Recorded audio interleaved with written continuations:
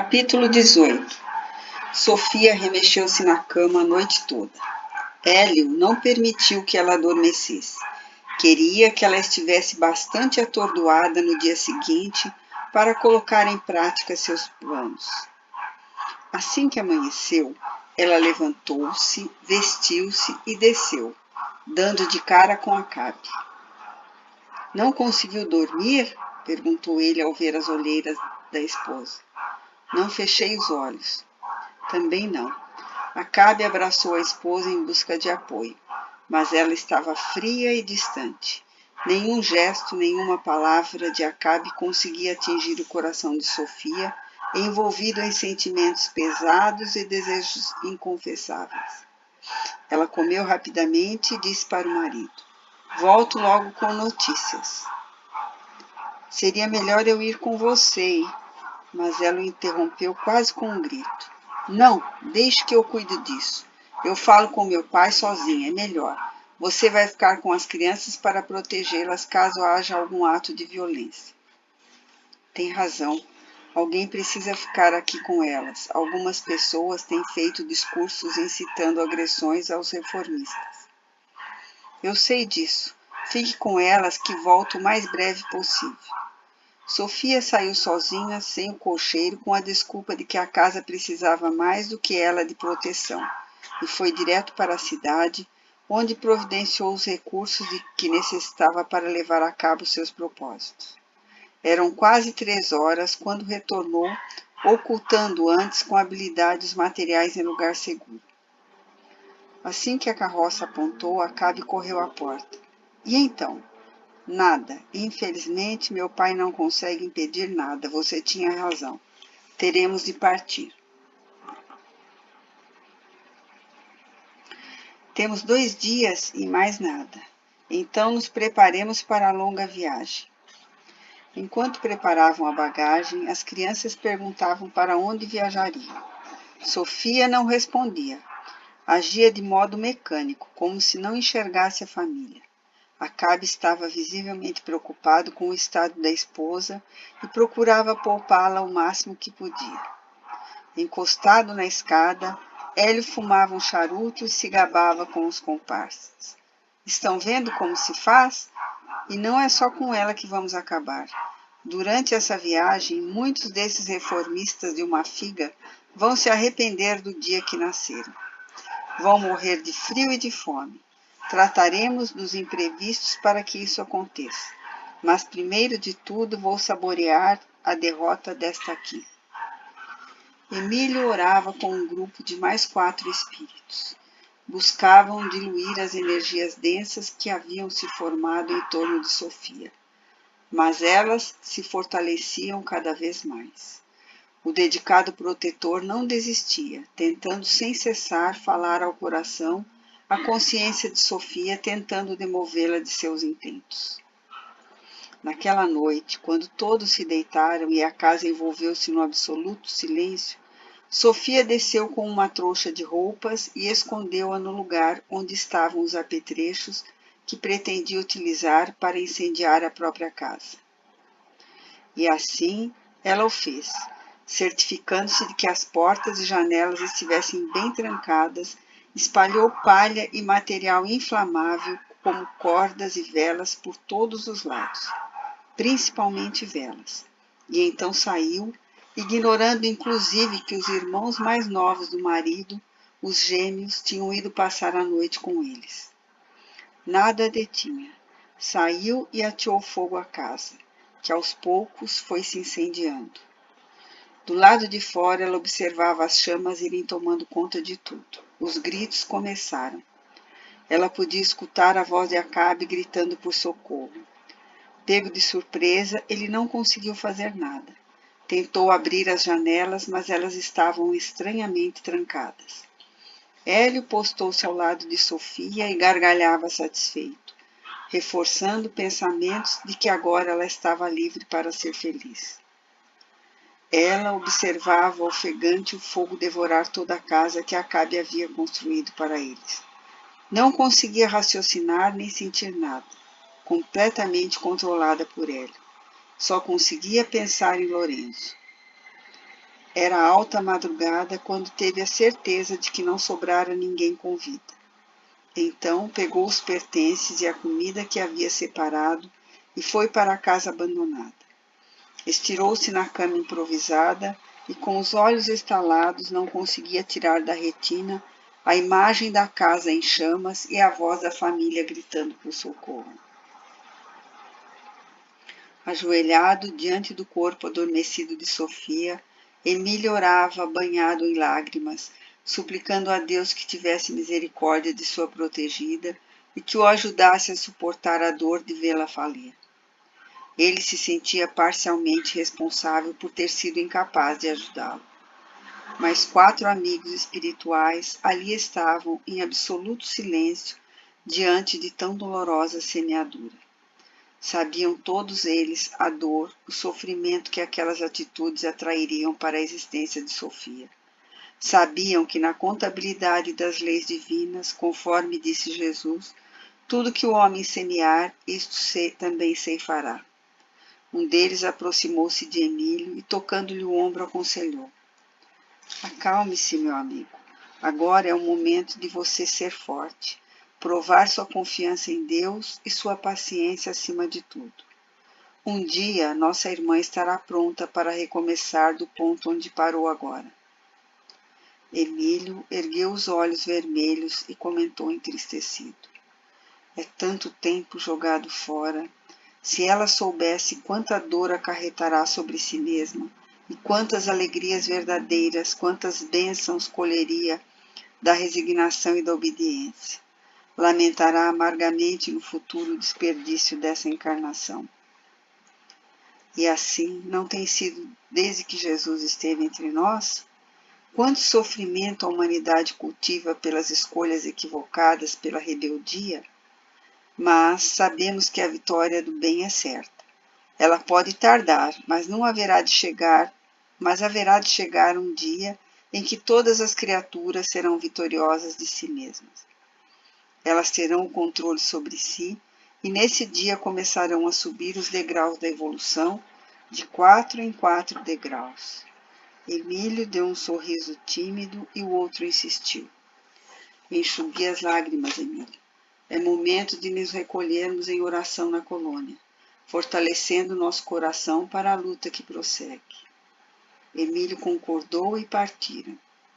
Antes que o sol nascesse, Sofia levantou-se e caminhou de volta à casa destruída. Espalhou cinza em todo o corpo, queimou parte da roupa e o próprio braço ligeiramente. Depois aguardou na beira da estrada alguma movimentação. Quando ouviu que uma carroça se aproximava, deitou-se no que restara dos degraus da escada, sujou-se ainda mais de cinza e simulou um desmaio. A charrete se aproximou. Era Daniel que chegava. Ao constatar o acontecido, ele desceu do veículo em completo desespero. Caminhou até onde estava Sofia e certificou-se que ela ainda respirava. Então tomou-a nos braços e carregou até a charrete. Sofia, pode me ouvir? Ela tossiu sem parar, simulando uma intoxicação. O que aconteceu? Eu não sei. Acordei em meio às labaredas. Acabe trouxe-me para fora e voltou para buscar as crianças. Tossiu novamente sem parar. Não precisava continuar com narrativa. Daniel entrou nos escombros na esperança de encontrar sobreviventes. Mas não havia nada ali além das cinzas. O homem, já idoso, ajoelhou-se no chão em profunda agonia e chamou a Deus em voz alta. Depois desmaiou. Foi socorrido pelo cocheiro que o acompanhava e levado às pressas de volta à casa. Acomodado na cama, estava ainda desacordado enquanto o cocheiro informava a Raquel o acontecido. O patriarca despertou agitado e falava sem parar. Foram os católicos desta cidade. Não se contentaram em nos expulsar, querem mesmo é nos destruir. Precisamos partir antes que nos matem a todos. Raquel olhou para Sofia, que também estava sendo socorrida pelos familiares do marido, e depois olhou incrédula para o marido. Não conseguia respirar, sentindo o ar lhe faltar no peito, como se uma adaga das mais afiadas tivesse transpassado seu coração. As lágrimas desciam de seus olhos, que ela mantinha fixos no teto da casa, como a pedir forças ao Criador para suportar tamanha dor. Seu coração estava dilacerado. Sua alma se rasgara pela perda dos filhos e dos netos.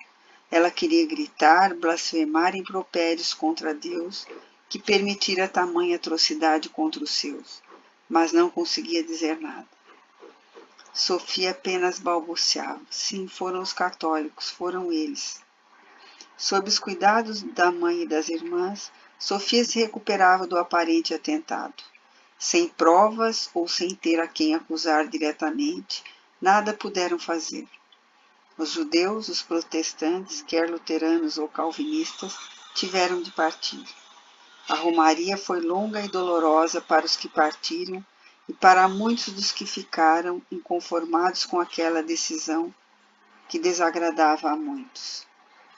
No sábado pela manhã, Sofia tomou o desjejum e, quase sem conseguir conter a ansiedade, comentou chorosa com a mãe.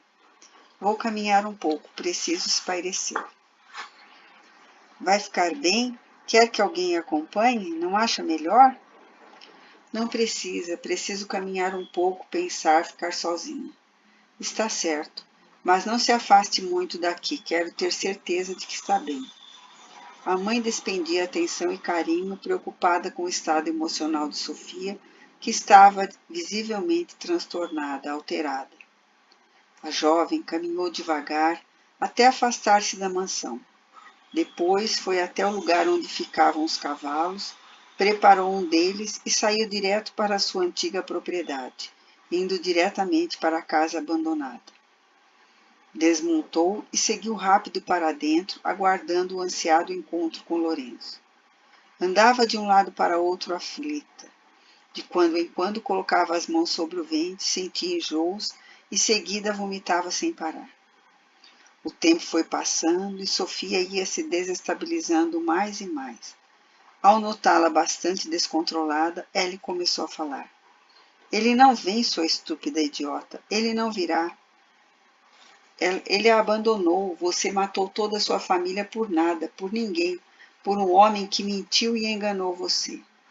Ele gargalhava com os outros auxiliares que o apoiavam. Sofia sentia fortes arrepios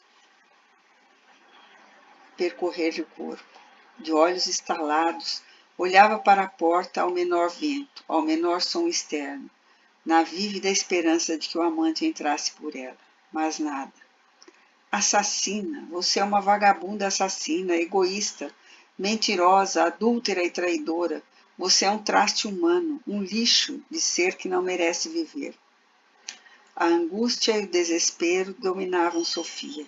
Eram quase 4 horas da tarde quando ela finalmente se convenceu de que Lorenzo não apareceria. Foi direto à mansão onde Lorenzo estava hospedado com a tia. E lá uma empregada informou. O senhor Lorenzo partiu há 4 dias, mudou-se com a tia. E para onde foi? Quando volta? Não sei para onde foi, só sei que não tem planos de retornar. A tia voltou a Madrid, mas o senhor Lourenço não sei para onde foi. Sei apenas que se mudou. Desculpe-me, senhora Sofia. Quando a porta se fechou, Sofia olhava para o vazio e saiu caminhando pela rua, como se nada enxergasse, andando a esmo, perdida. Havia sido enganada pelo desgraçado, usada por ele. De repente, toda a verdade surgiu nítida diante de Sofia, e a lembrança do que ela fizera por ele, para estar com ele, esmagava-a como se pesasse toneladas. A casa em chamas surgia mais nítida em sua retina, e as vozes gritando por socorro ecoavam em sua alma. As repetidas palavras de Hélio juntavam-se aos gritos da família. Assassina, vagabunda, traidora, louca, traidora, infiel, lixo humano. Sofia caminhou a esmo sem direção, mas foi parar diante da casa destruída pelo fogo. Ao longe avistou o jardim delicadamente cuidado. Caminhou até ele. Estava ainda mais lindo. Ajoelhou-se em lágrimas de desespero e gritava, dando socos na própria cabeça. O que foi que eu fiz? O que foi que eu fiz? Caminhou até a casa abandonada, tomou uma corda que havia sobrado das tochas, que preparou para incendiar o próprio lar, amarrou-a em uma árvore próxima e, sem pensar, enforcou-se nela. Hélio, que a havia estimulado e sentia satisfeito em destruir-lhe a encarnação, aguardava ansioso pela chegada de Sofia para escravizá-la. Entretanto, Sofia permaneceu por muitos anos presa ao corpo denso, acompanhando dolorosamente sua decomposição, debatendo sem perturbação constante que a mantinha presa ao momento da morte, alternando-se com as lembranças dolorosas de sua casa em chama, do rosto dos filhos e principalmente dos gestos de amor de Acabe.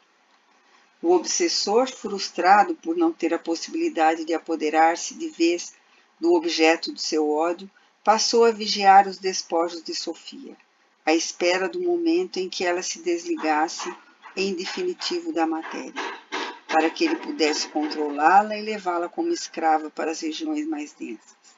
Ele queria que ela sofresse eternamente por tê-lo um dia feito sofrer. Mas Sofia trazia em seu campo espiritual vibrações de gratidão de alguns por ter colaborado com Acabe em visita aos necessitados. Aquelas emanações sutis e delicadas dos pensamentos dos que lhe eram gratos contribuíam para que ela se desprendesse de seus despojos em um momento de distração de Hélio, escapando-lhe das mãos. Ela foi atraída pela natureza de suas vibrações para uma região espiritual de profunda dor e sofrimento, uma região infernal e um abismo escuro e repleto de almas endividadas com as leis divinas, culpadas em remorso e revolta. Não era um purgatório, era o próprio inferno.